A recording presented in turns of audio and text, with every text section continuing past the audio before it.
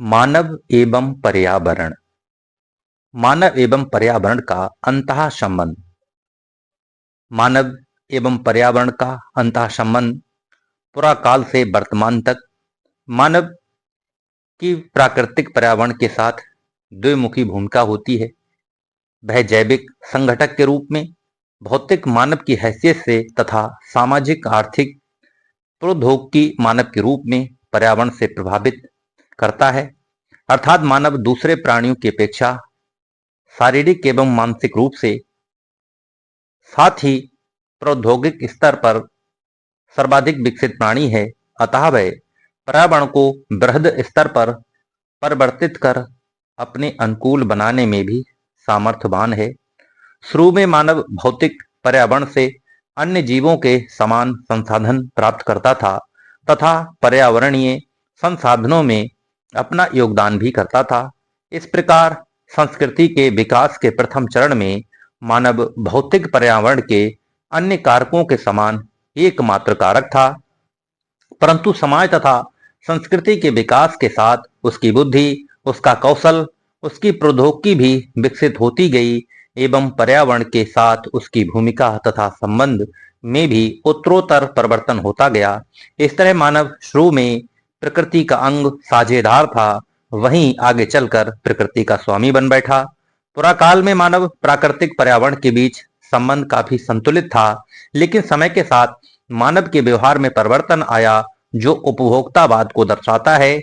इसके कारण ये संबंध असंतुलित हो गया। प्रौद्योगिकी के विकास के साथ प्रारंभिक मानव अब भौतिक मानव के रूप में बदल चुका है। मानव अब पर्यावरण का कारक एवं पालक न होकर उसका विनाशक हो गया है। इसलिए ये आवश्यक हो गया है कि संपोषणीय पर्यावरण, संपोषणीय विकास, संपोषणीय अर्थव्यवस्था, संपोषणीय समाज के लक्ष्य को प्राप्ति हेतु मानव पर्यावरण संबंध को पुनः संतुलित किया जाए। इस अवधारणा को बल देने हेतु यूएनओ द्वारा सतत विकास लक्ष्यों को विकसित किया गया। यूएनएफसीसी की प्रक्रिया को गति देने की कोशिश की जा रही है। परीक्षा दृष्टि से संबंधित कुछ महत्वपूर्ण तथ्य। जैविक घटकों को क्रमशः दो भागों में बांटा गया है। पहला है स्वपोषित, दूसरे हैं परपोषित।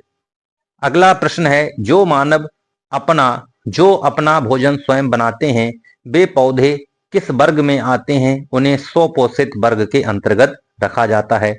अगला प्रश्न है, उन जीवों को सम्मिलित किया गया है जो स्वपोषित जीवों द्वारा निर्मित जैविक पदार्थों पर अपने भोजन के लिए निर्भर रहते हैं, उन्हें परपोषित वर्ग में रखा गया है।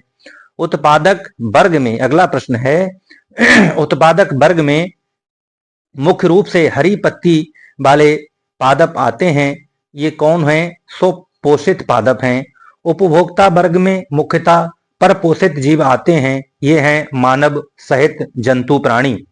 सूक्ष्म जीव होते हैं जो पादपों एवं प्राणियों तथा जैविक पदार्थों को वियोजित करते हैं। वो कौन होते हैं? वियोजक, डिकम्पोजर। प्रश्न है, सूक्ष्म जीव होते हैं जो मृत पादपों एवं प्राणियों तथा जैविक पदार्थों को वियोजित करते हैं, उन्हें क्या कहा जाता है? वियोजक या डिकम्पोजर। सामान्यतः जीव मंडल में एक जीव से दूसरे जीव में ऊर्जा भोजन के रूप में स्थानांतरण के क्रम को कहते हैं आहार श्रृंखला या फूड चेन। अगला, सभी जीव अपने पोषण या आहार के स्रोत के आधार पर आहार श्रृंखला में एक विशेष स्थान ग्रहण करते हैं, जिसे जाना जाता है ट्रॉफिक लेवल या पोषण स्तर के नाम से। सभी शाकाहारी जंतु कैसे होते हैं? प्रथम श्रेणी के उपभोक्ता। अगला प्रश्न, वे शाकाहारी जंतु जो वनस्पतियों को भोजन के रूप में उपयोग करते हैं, खरगोश, बकरी, गाय, हिरण इत्यादि। वे जंतु जो भोजन के लिए प्रथम श्रेणी के उपभोक्ताओं पर निर्भर होते हैं, उन्हें कहते हैं द्वितीय श्रेणी के उपभोक्ताओं के वर्ग में। मेढक, छिपकली मांसाहारी प्रकार के जीव हैं। तो हमने देखा कि मानव एवं पर्यावरण के मध्य बदलते संबंधों को पुराकाल से वर्तमान काल तक 4 चरणों में विभाजित किया गया है। पहला चरण है शिकार एवं भोजन संग्रह। दूसरा है पुरा मानव द्वारा कृषि का कार्य। तीसरा है पशुपालन एवं पशुचारण। चौथा है विज्ञान एवं प्रौद्योगिकी का विकास। पहला चरण था शिकार भोजन संग्रह, दूसरा था पुरा मानव द्वारा कृषि का कार्य, तीसरा था पशुपालन पशुचारण, चौथा था विज्ञान एवं प्रौद्योगिकी का विकास। शिकार एवं भोजन संग्रह। शिकार एवं भोजन संग्रह आदि मानव द्वारा जानवरों का शिकार एवं भोजन एकत्रित करने का समय प्रागैतिहासिक काल को कहा जाता है। ये काल मानव सभ्यता के संस्कृति का प्रारंभिक दौर था। इस काल में मानव पेट भरने के लिए पर्यावरण से कंदमूल फल प्राप्त करता था। समय के साथ जंगली जानवरों का शिकार करने लगा। प्रकृति दोहन की प्रथम घटना थी, परंतु आग के आविष्कार ने इसके सोच को परिवर्तित कर दिया। आग के असावधानी पूर्वक प्रयोग ने दावा नल जैसी घटनाओं को जन्म दिया। ये अनजाने में पर्यावरण के विनाश की प्रथम घटना मानी जाती है। दूसरा है पुरा मानव द्वारा कृषि कार्य। प्रारंभ में मानव द्वारा खाए हुए बीज बीज को जमते हुए देखा। उसने उसके मन में पौधा रोपण की इच्छा जागृत हुई। इस प्रकार प्राचीन कृषि स्थायी जीवन का आरंभ हुआ। इसके साथ ही प्राचीन नदी घाटी सभ्यताएं भी इनका भी प्रादुर्भाव हुआ। पशुपालन और पशुचारण का कार्य। प्रारंभ में मानव ने मांस एवं दूध के उद्देश्य की पूर्ति हेतु पशुओं को पालने का कार्य प्रारंभ किया। साथ ही पर्यावरण के साथ सामंजस्य बनाते हुए आवास निर्माण चारा प्रबंधन का भी प्रयोग शुरू किया। इससे सामूहिक जीवन का प्रारंभ हुआ। प्रारंभ में 18वीं शताब्दी के उत्तरार्ध तक मानव ने जो बदलाव पर्यावरण में किया वह पर्यावरण पर नकारात्मक प्रभाव डालने वाला नहीं था। इस दौरान मानव प्राकृतिक संसाधनों को स्वयं के अनुरूप बनाने में समर्थ हो गया, लेकिन प्रकृति की सर्वोच्चता बनी हुई थी। अगला चरण है विज्ञान एवं प्रौद्योगिकी का विकास। औद्योगिक क्रांति एवं विज्ञान तथा तकनीकी विकास ने मानव पर्यावरण संबंधों की दिशा तय करने में महती भूमिका निभाई। जैसे औजारों का निर्माण, आग का आविष्कार, पहिए का आविष्कार और ऑस्ट्रेलोपिथेकस मानव ने औजारों का निर्माण प्रारंभ किया। कुल्हाड़ी होमो इरेक्टस ने बनाई थी। पुरा मानव द्वारा बनाए गए औजार नभ पाषाण युग के परिचायक हैं। आग और पहिए के आविष्कार ने मानव जीवन में युगांतकारी परिवर्तन लाकर उसके जीवन को सुगम और सरल बनाया। औद्योगिक क्रांति की शुरुआत 18वीं शताब्दी के उत्तरार्ध में हुई। इस दौरान प्राकृतिक संसाधनों का अविवेकपूर्ण दोहन शुरू हुआ। मानव पर्यावरण संबंधों में कटुता आई एवं मानव ने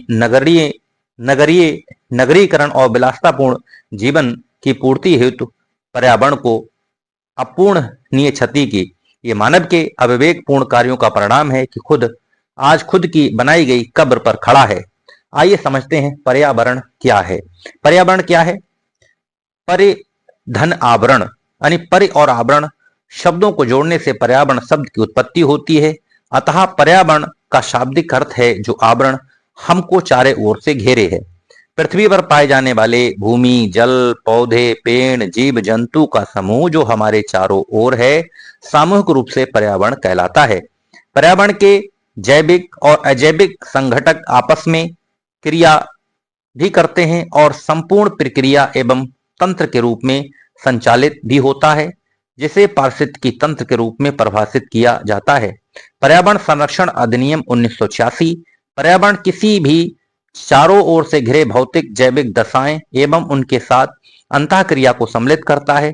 पर्यावरण एक अबाध्य समष्टि है तथा जैविक एवं अजैविक तत्वों वाले पारस्परिक क्रियाशील तंत्रों से इसकी रचना होती है। पर्यावरण के 3 संघटक भौतिक अजैविक संघटक स्थल वायु जल, जैविक संघटक पादप मनुष्य जंतु जीव सूक्ष्म, ऊर्जा संघटक सौरिक ऊर्जा और भूतापीय ऊर्जा। पर्यावरण कारक में क्या है? पर्यावरण के कुछ कारक संसाधन के रूप में कार्य करते हैं तथा कुछ कारक नियंत्रक के रूप में भी कार्य करते हैं।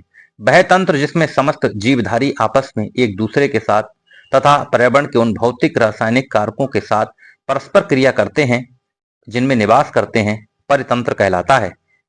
पर्यावरण विज्ञान निश्चित रूप से जीव विज्ञान से संबंधित है और साथ ही पारिस्थितिकी केंद्रित रूप से पर्यावरण विज्ञान से जुड़ी हुई है। पर्यावरण जीव मंडल पारिस्थितिकी तंत्र की संरचना 2 घटकों जीवों पादप प्लस प्राणी आवास भौतिक आवरण से मिलकर बना है। इसमें क्रमशः जैविक एवं अजैविक घटक भी कहते हैं। अब आता है पारिस्थितिकी यानी पारिस्थितिकी क्या है? सामान्यतः पारिस्थितिकी शब्द हमारे आसपास उपस्थित प्रत्येक तत्वों के विवेचनात्मक विवरण जैसा प्रतीत होता है, और ये सही भी है, क्योंकि पारिस्थितिकी का संबंध प्रकृति की व्यवस्था से ही है। पारिस्थितिकी को परिभाषित करते हुए कहा जा सकता है, ये विज्ञान है और एक तरफ जीवों और उनके भौतिक परिवेश का अध्ययन करता है, वहीं दूसरी ओर विभिन्न जीवों के अभिक्रियाशीलता एवं अंतर संबंधों का अध्ययन करता है। इस प्रकार पारिस्थितिकी किसी जीव के वातावरण, आवास तथा उससे प्रभावित करने वाले कारकों, उन कारकों से जीव के संबंध का अध्ययन करता है। पारिस्थितिकी से संबंध में हुए शोधों को गति देने वाले प्रमुख भूमिका डार्विन की मानी जाती है, जब उन्होंने प्रजातियों के उद्भव की संकल्पना का प्रतिपादन किया। पारिस्थितिकी के क्षेत्र में फ्रेडरिक और फ्रेजर डार्लिंग, यानी पारिस्थितिकी के क्षेत्र में के फ्रेडरिक तथा फ्रेजर डार्लिंग का भी कार्य महत्वपूर्ण है। के फ्रेडरिक ने वर्ष 1958 में पारिस्थितिकी के संबंध में कहा कि समस्त सदस्यों के रूप में जीवधारियों का विज्ञान है।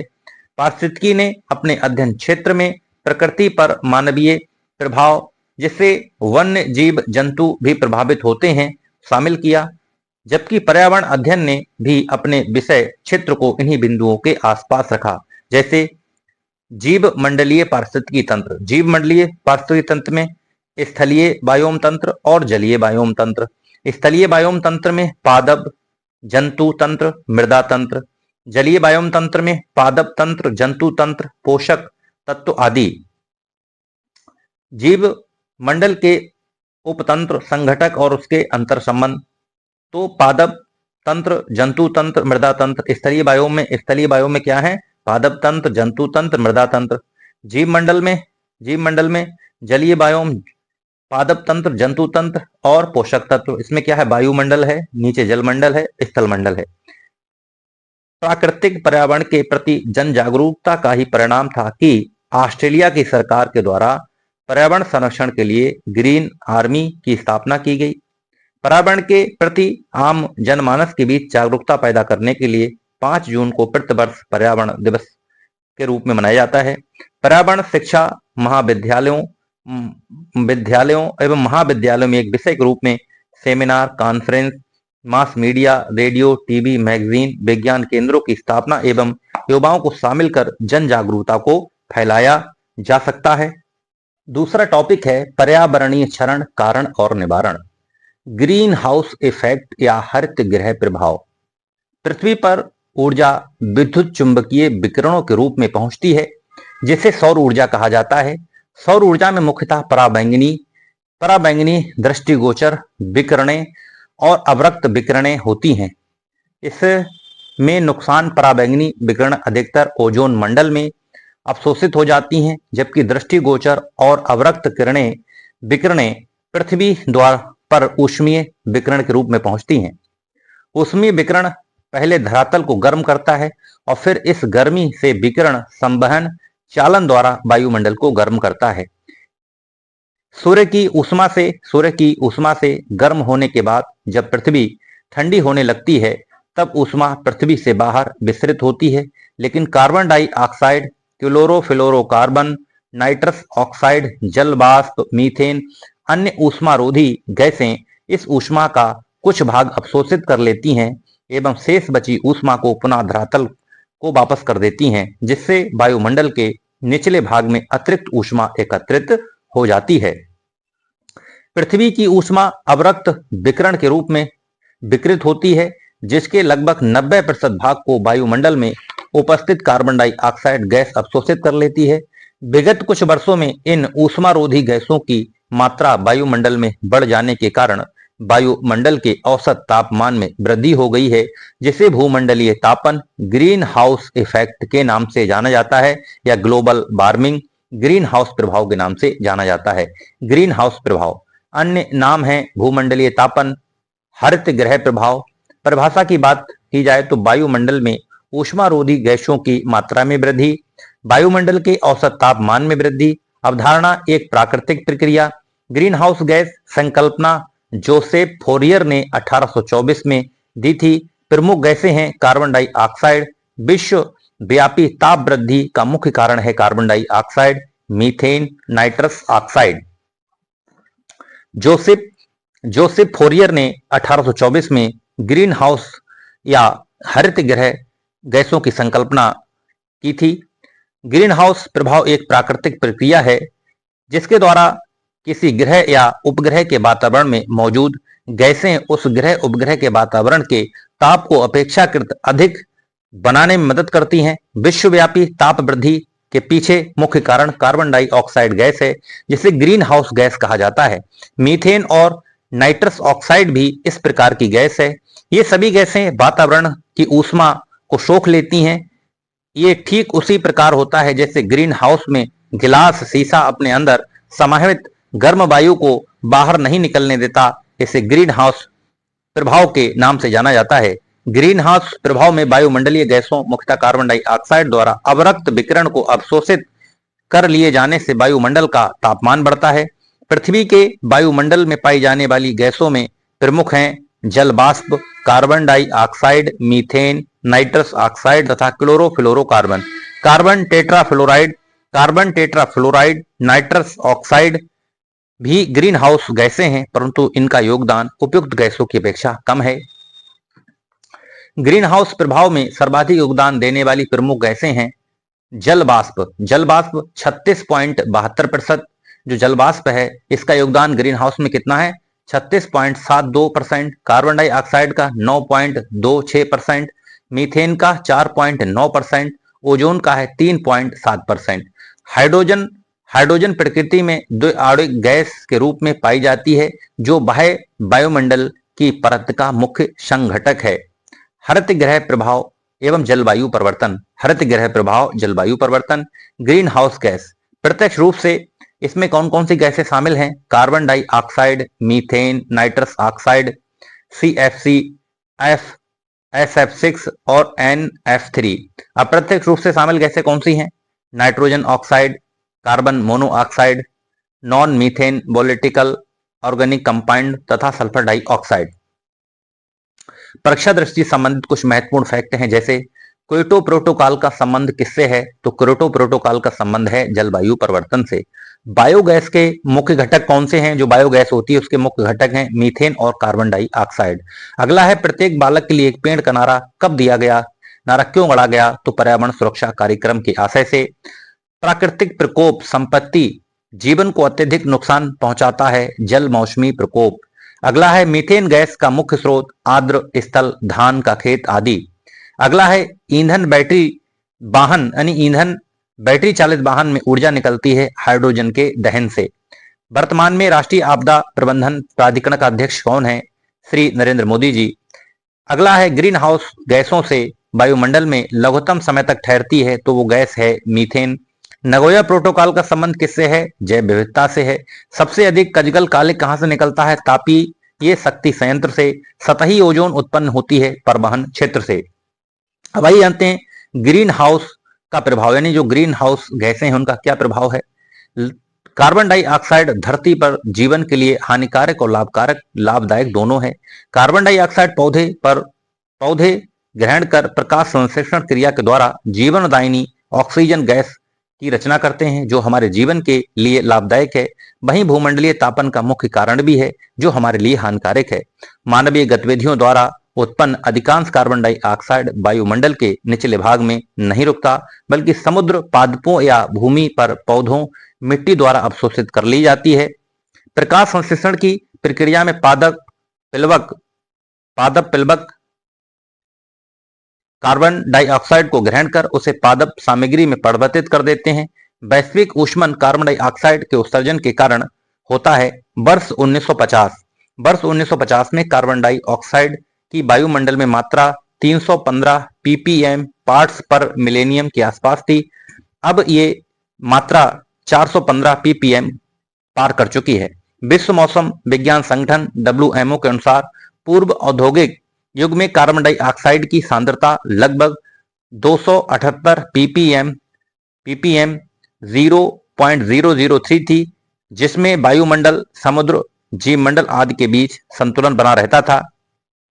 यदि कार्बन डाइऑक्साइड की मात्रा इसी तरह बढ़ती रही तो 21वीं सदी पूरी होने तक इसकी मात्रा 650 से 950 ppm हो जाएगी और पृथ्वी का जो तापमान है वो 6 डिग्री तक बढ़ जाएगा। Methane gas. मीथेन गैस को मार्श गैस भी कहते हैं, जिसका स्रोत बायोगैस, जीवाणु अपघटन, जुगाली करने वाले पशु, एक हरित गृह गैस है जो वायु प्रदूषक होती है। मीथेन रासायनिक नाम CH4, अन्य नाम मार्स गैस। स्रोत हैं बायोगैस, जीवाणु अपघटन, जुगाली करने वाले पशु, धान की खेती, कोयले की खदानें, आर्द्र भूमि, समुद्र, हाइड्रेट्स। यानी इसमें जो प्राकृतिक स्रोत हैं, प्राकृतिक स्रोत कहाँ कहाँ से मीथेन निकलती है, तो आर्द्र भूमि से निकलती है, समुद्र से निकलती है, हाइड्रेट से निकलती है। ये तो प्राकृतिक स्रोत हैं और वायु प्रदूषक है। धान के खेत, कोयले की खदानें, घरेलू पशु, वातावरण में मीथेन उत्सर्जित स्रोत है, जबकि आर्द्र भूमि, समुद्र, हाइड्रेट मीथेन उत्सर्जक के प्राकृतिक स्रोत हैं। प्राकृतिक स्रोतों से वैश्विक मीथेन उत्सर्जन सर्वाधिक 76% भाग आर्द्र भूमियों से उत्सर्जित होता है। चावल की खेती से संबंध अवायवीय चावल की खेती से संबंध अवायवीय परिस्थिति में मीथेन उत्सर्जन की कारक हैं। जब हाइड्रोजन आधारित उर्वरक प्रयुक्त किए जाते हैं तब कृष्ण मृदा से नाइट्रस ऑक्साइड उत्सर्जित होता है। यानी जब कृष्ण मृदा से नाइट्रस ऑक्साइड उत्सर्जित होता है, यानी जब नाइट्रोजन आधारित उर्वरक प्रयुक्त किए जाते हैं तब कृष्ण मृदा से नाइट्रस ऑक्साइड उत्सर्जन होता है। जलवायु परिवर्तन दो कारक हैं, कार्बन उत्सर्जन में वृद्धि वाले कारक, कार्बन अवशोषण में कमी लाने वाले कारक। कार्बन उत्सर्जक कार्बन उत्सर्जक में वृद्धि वाले कारक में जीवाश्म ईंधनों का अत्यधिक प्रज्वलन, तेल से चलने वाले वाहन की संख्या में अत्यधिक वृद्धि आदि आते हैं, जबकि अत्यधिक वनोन्मूलन से कार्बन उत्सर्जन दर में कमी आ रही है। अतः वायुमंडल में कार्बन सांद्रण बढ़ रहा है, जो हरित प्रभाव कर जलवायु को प्रभावित कर रही है। इसके अतिरिक्त जीवाश्म ईंधन के जलने से वायुमंडल में ग्रीन हाउस गैसों में वृद्धि, ओजोन परत का अपक्षय जलवायु परिवर्तन के कारण प्रमुख हैं। जलवायु परिवर्तन हेतु ग्रीन हाउस गैसें एवं प्रदूषण प्रत्यक्ष रूप से, जबकि ओजोन परत का क्षरण अप्रत्यक्ष रूप से जिम्मेदार है। जलवायु परिवर्तन हेतु ग्रीन हाउस गैसों में प्रदूषण प्रत्यक्ष रूप से और ओजोन परत का क्षरण अप्रत्यक्ष रूप से जिम्मेदार है। ग्रीन हाउस गैसों का प्रभाव, इनका प्रभाव क्या होगा, तो वायुमंडल उष्णता तापन का प्रभाव हिम क्षेत्रों में तेजी से पिघलती बर्फ के रूप में देखा जा सकता है। मौसम में तेजी से परिवर्तन हो रहे हैं, सागर तट समीपवर्ती क्षेत्र तेजी से डूब रहे हैं। भूमंडलीय उष्णता का प्रभाव, सकारात्मक प्रभाव और नकारात्मक प्रभाव। सकारात्मक प्रभाव, अधिक बादल बनेंगे, पौधों द्वारा जल उपयोग की क्षमता में वृद्धि होगी, अधिक मात्रा में प्रकाश संश्लेषण CO2 के कारण बाष्पो दर कम होगी, जो वाष्प की दर है वो भी कम होगी। और नकारात्मक प्रभाव की बात की जाए तो तापमान में वृद्धि होगी, जो ग्लेशियर है वो पिघल जाएंगे, समुद्र के स्तर में वृद्धि होगी, मौसमी दशाओं में परिवर्तन होगा, जैव विविधता को नुकसान होगा, सूखा बाढ़ में वृद्धि होगी, फसल उत्पादकता में कमी होगी और भारी आर्थिक नुकसान होगा। समय से पूर्व आम में क्या होगा, बौर यानी फूल आ जाएगा, वैश्विक तापन से ही संबंधित है तथा वैश्विक तापन से स्वास्थ्य पर को प्रभाव भी पड़ रहा है। आर्कटिक और ग्रीनलैंड हिमचादर वैश्विक तापन के द्वारा सामान्यतः पहले से प्रभावित होने वाले सर्वाधिक भंगुर पारिस्थितिक तंत्र हैं। जलवायु परिवर्तन पर अंतर सरकारी पैनल IPCC, जो कि संयुक्त राष्ट्र तत्वावधान में गठित अंतर सरकारी वैज्ञानिक निकाय है, के अनुसार ग्रीन हाउस हरित गृह गैस वे हैं जो कि पृथ्वी, वातावरण तथा बादलों द्वारा उत्सर्जित ऊष्मीय अवरक्त विकिरण को अवशोषित एवं उत्सर्जित करती हैं। इनमें दो प्रमुख हैं, कार्बन डाइऑक्साइड CO2, जलवाष्प H2O, nitric oxide N2O, methane CH4, ozone O3, जो कि साधारणतः पृथ्वी के वायुमंडल में उपस्थित रहती हैं। चीन विश्व का सबसे बड़ा ग्लोबल कार्बन उत्सर्जक देश है। भूटान विश्व का शीर्ष कार्बन नेगेटिव देश है। जून 2008 में तत्कालीन प्रधानमंत्री मनमोहन सिंह ने जलवायु परिवर्तन पर भारत के प्रथम राष्ट्रीय कार्य योजना को जारी किया था। 30 जून 2008 को जलवायु परिवर्तन पर भारत की राष्ट्रीय कार्य योजना का शुभारंभ किया गया। भारत के राष्ट्रीय जलवायु परिवर्तन कार्य योजना national action plan climate change के अंतर्गत 8 राष्ट्रीय मिशनों को शामिल किया गया है। पहला मिशन है राष्ट्रीय सौर मिशन, नेशनल सोलर मिशन। दूसरा है राष्ट्रीय संवर्धित ऊर्जा बचत, दूसरा है राष्ट्रीय संवर्धित ऊर्जा बचत, तीसरा है राष्ट्रीय सतत पर्यावास मिशन, चौथा है राष्ट्रीय जल मिशन, पांचवा है राष्ट्रीय हिमालयी परिप्रणाली परिरक्षण मिशन, छठा है राष्ट्रीय हरित भारत मिशन, सातवां है राष्ट्रीय सतत कृषि मिशन, आठवां है राष्ट्रीय जलवायु परिवर्तन कार्य नीति ज्ञान मिशन।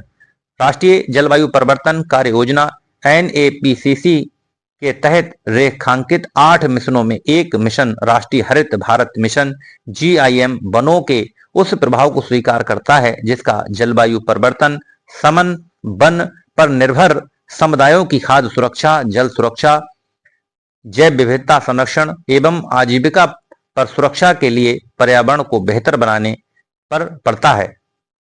अक्टूबर 2015 में राष्ट्रीय ग्रीन इंडिया मिशन GIM की राष्ट्रीय कार्यकारी परिषद NEC की द्वितीय बैठक में देश के चार राज्यों मिजोरम, मणिपुर, केरल, झारखंड द्वारा प्रस्तावित संभावित योजनाएं एवं संचालनों को वार्षिक योजना को मंजूरी दी गई। जलवायु परिवर्तन पर संयुक्त राष्ट्र संरचना सम्मेलन UNFCCC को सौंपे गए अभीष्ट राष्ट्रीय निर्धारित योगदान INDC के तहत भारत में अनेक घोषणाएं की हैं। भारत की कार्य योजना के तहत INDC के लक्ष्यों में वन एवं वृक्ष लगाकर कार्बन सिंक को बढ़ावा देना, प्रदूषण उपशमन, स्वच्छ ऊर्जा विशेषकर नवीनीकरण ऊर्जा को बढ़ावा देना, उच्च दक्षता को बढ़ाना आदि शामिल है। ओजोन परत समताप मंडल में पाई जाती है और ओजोन परत पराबैंगनी विकिरण से हमारी रक्षा करती है। वैश्विक तापन में ग्रीन हाउस गैसों के उत्सर्जन के चलते लगातार क्षरण हुआ है। ओजोन परत संरक्षण की बात मॉन्ट्रियल प्रोटोकॉल 1987 में की गई थी, यानी ओजोन परत संरक्षण की बात मॉन्ट्रियल प्रोटोकॉल कनाडा में 1987 में की गई थी। हरित गृह प्रभाव में सर्वाधिक योगदान वाली गैसें हैं जल वाष्प है, कार्बन डाइऑक्साइड है, नाइट्रस ऑक्साइड है और मीथेन है। परीक्षा दृष्टि से आइए देखते हैं कौन कौन से महत्वपूर्ण हैं। वर्ष 1997 में विश्व पर्यावरण सम्मेलन आयोजित किया गया था, तो कहां किया गया था? क्योटो में। कार्टेजेना जो प्रोटोकॉल है उसका संबंध है जैव सुरक्षा समझौते से। भारत की जलवायु परिवर्तन पर प्रथम राष्ट्रीय कार्य योजना कब प्रकाशित हुई थी? 2008 में।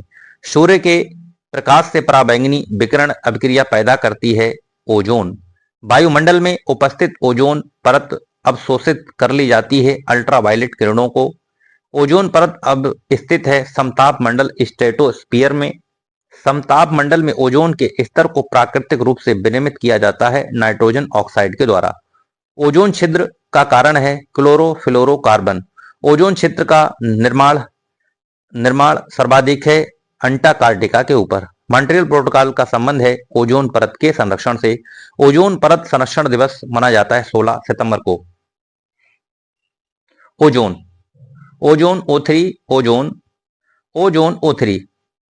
O3 जो परत है पराबैंगनी विकिरण से बचाओ।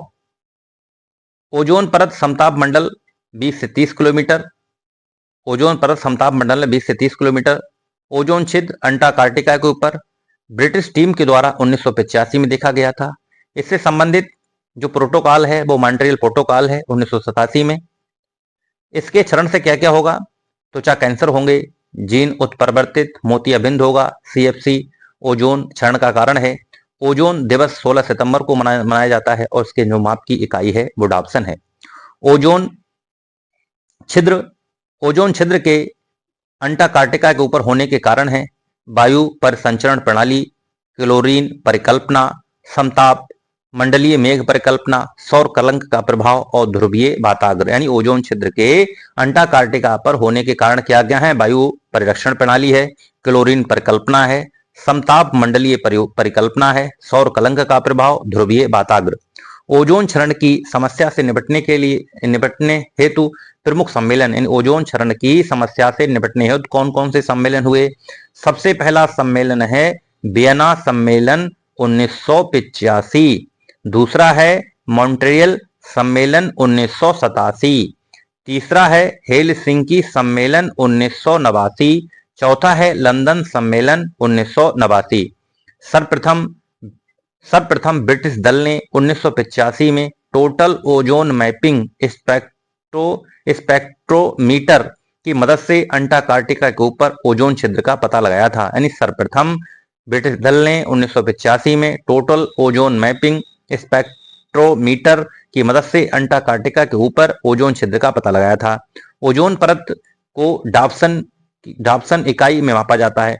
एक डाप्सन यूनिट 0 सेंटीग्रेड तथा 1 एटम दाब पर शुद्ध ओजोन को 0.01 मिलीमीटर की मोटाई के बराबर होती है। यानी एक डाप्सन यूनिट 0 सेंटीग्रेड तथा 1 एटम दाब पर शुद्ध ओजोन की 0.01 मिलीमीटर की मोटाई के बराबर होती है। ओजोन क्षेत्र के लिए क्लोरोफ्लोरोकार्बन CFC उत्तरदायी है। CFC क्लोरीन फ्लोरीन कार्बन के मानव निर्मित यौगिक हैं। यह रसायन ग्रीन हाउस प्रभाव में योगदान देने वाली के साथ साथ ओजोन गैस के अभिक्रिया करके ओजोन को ऑक्सीजन के रूप में विघटित कर देता है, जिससे ओजोन परत का क्षरण होता है। क्लोरोफ्लोरोकार्बन मानव निर्मित रसायनों का एक समूह है जो रंगहीन, गंधहीन एवं सरलता से द्रव में परिवर्तित हो जाता है। ये ओजोन परत के ह्रास के लिए उत्तरदायी प्रमुख गैस है। यह एक अत्यधिक अस्थायी यौगिक है जो वायुमंडल में 80 से 100 वर्षों तक रह सकता है। क्लोरोफ्लोरोकार्बन क्लोरीन फ्लोरीन ऑक्सीजन से बना मानव निर्मित गैसीय व द्रवीय पदार्थ है जो रेफ्रिजरेटर, वातानुकूलित यंत्र, शीत कारक के रूप में प्रयोग किया जाता है। फ्रिजों में प्रशीतक के रूप में भरी जाने वाली गैसों का विपणन सामान्यतः मेफ्रॉन ब्रांड के तहत किया जाता है। ये सामान्यतः हेलोनिक, हाइड्रोकार्बनिक, HCFC आदि होते हैं। हालांकि अमोनिया भी प्रशीतक के रूप में बड़े संयंत्रों में प्रयुक्त होती है। वायुमंडल में विद्यमान ओजोन परत सूर्य से आने वाली हानिकारक पराबैंगनी किरणों को रोकने का कार्य करती है। इससे पृथ्वी पर जीवन की सुरक्षा होती है। ओजोन परत की क्षीणता के लिए उत्तरदायी गैसें हैं CFC halogens, nitrous oxide, trichloroethylene, hello 1211, 1301 इत्यादि। वायुमंडल में उपस्थित ओजोन के क्षरण का क्लोरोफ्लोरोकार्बन एक प्रमुख कारण है। वायुमंडलीय ध्रुवीय भागों में ओजोन का निर्माण धीमी गति से होता है, अतः ओजोन के क्षरण का प्रभाव सर्वाधिक ध्रुवों के ऊपर परिलक्षित होता है। ध्रुवीय समताप मंडलीय बादलों में उपस्थित नाइट्रिक अम्ल क्लोरोफ्लोरोकार्बन से अभिक्रिया कर क्लोरीन का निर्माण करता है, जो कि ओजोन परत के प्रकाशीय रासायनिक विनाश के लिए उत्तरदायी है। चूंकि ध्रुवीय समताप मंडलीय बादल ऐसा माध्यम है जहां क्लोरीन यौगिक ओजोन परत का विनाश करने वाले क्लोरीन कणों में परिवर्तित हो जाते हैं, अतः ओजोन परत में छिद्र का निर्माण करने में इनकी उपस्थिति आवश्यक है। ओजोन छिद्र का सर्वाधिक निर्माण अंटार्कटिका के ऊपर होता है। ओजोन परत संरक्षण के उपाय, यानी ओजोन परत संरक्षण, इसके क्या क्या उपाय हैं उन्हें भी समझ लेते हैं। तो पहला है टोरंटो विश्वविद्यालय के वैज्ञानिक GW केंट मूर के नेतृत्व में, यानी टोरंटो विश्वविद्यालय के वैज्ञानिक GW केंट मूर के नेतृत्व में अनुसंधानकर्ताओं ने वर्ष 2005 में तिब्बत के पठार के ऊपर ओजोन हैलो का पता लगाया था। इसमें तिब्बत पठार के चारों ओर अवरक्त ओजोन की उपस्थिति का पता लगाया। पठार के ऊपरी केंद्रीय भाग में ओजोन की कम मात्रा एवं परिधि के चारों ओर अतिरिक्त ओजोन का छल्ला पाया गया।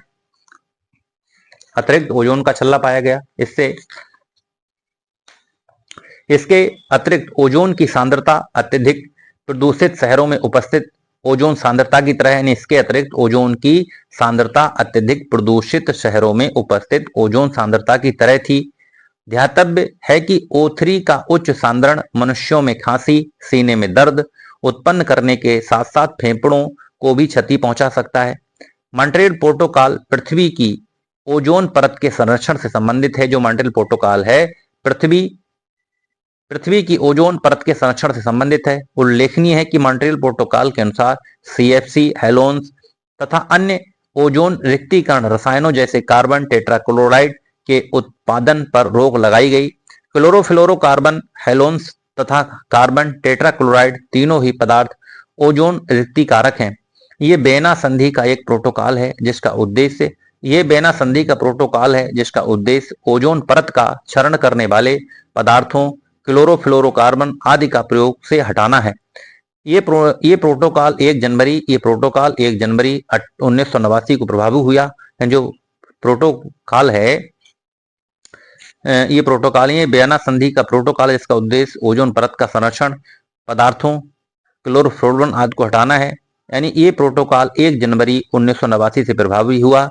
वर्ष 1994 में संयुक्त राष्ट्र महासभा ने प्रति वर्ष 16 सितंबर को अंतर्राष्ट्रीय ओजोन परत संरक्षण दिवस के रूप में मनाने की घोषणा की थी। उल्लेखनीय है कि 1987 में इसी दिन 16 सितंबर को मॉन्ट्रियल प्रोटोकॉल पर हस्ताक्षर किए गए थे। अतः 16 सितंबर को ओजोन परत संरक्षण के लिए अंतर्राष्ट्रीय ओजोन दिवस मनाया जाता है। वर्ष 2022 के अंतर्राष्ट्रीय ओजोन परत संरक्षण दिवस विषय की थीम थी पृथ्वी पर जीवन की रक्षा करने वाला वैश्विक सहयोग। वर्ष 2023 के अंतर्राष्ट्रीय ओजोन परत संरक्षण दिवस की थीम मॉन्ट्रियल प्रोटोकॉल ओजोन परत को ठीक करना और जलवायु परिवर्तन को कम करना। 24 में अंतर्राष्ट्रीय ओजोन परत संरक्षण का विषय क्या था? मॉन्ट्रियल प्रोटोकॉल जलवायु कार्यवाही को आगे बढ़ाना है। आइए समझते हैं परीक्षा दृष्टि से कुछ प्रश्न। पिछली सदी में वैश्विक औसत तापमान में कितनी वृद्धि हुई है? 1.8 फारेनहाइट। हरित गृह प्रभाव ग्रीन हाउस इफेक्ट के अभाव में भू सतह का तापमान होगा 0 से -18 डिग्री फारेनहाइट। जलवायु परिवर्तन का क्रायोजेनिक संकेत प्राप्त किया जाता है आइस कोर से। पृथ्वी का धुरी पर अवस्था बदलना जलवायु परिवर्तन के लिए एक कारक है, सुझाया था मिलुटिन मिलानकोविच ने। यानी पृथ्वी का धुरी पर अपना अवस्था बदलना परिवर्तन के लिए एक कारक है, मिलुटिन मिलानकोविच ने। 50 से अधिक देशों के द्वारा समर्थित संयुक्त राष्ट्र मौसम परिवर्तन समझौता हुआ था 21 मार्च 1994 को। Momentum for change climate neutral ये पहल प्रवर्तित की गई UNFCCC सचिवालय के द्वारा। ब्लू कार्बन है महासागरीय और तटीय पारिस्थितिक तंत्रों द्वारा प्रगृहित कार्बन। अगला जो चैप्टर है इसमें पढ़ेंगे ओजोन परत संरक्षण के प्रभाव। ओजोन परत क्षरण के प्रभाव, जो ओजोन परत है उसके क्षरण से क्या क्या प्रभाव पड़ेंगे? सूर्य से आने वाली हानिकारक जो पराबैंगनी विकिरण से त्वचा कैंसर होने का खतरा रहता है।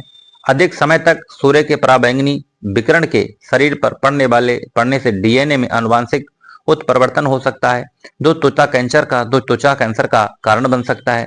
सूर्य की पराबैंगनी किरणों को सामान्यतः 3 भागों में बांटा गया है, UVA, UVB, UVC।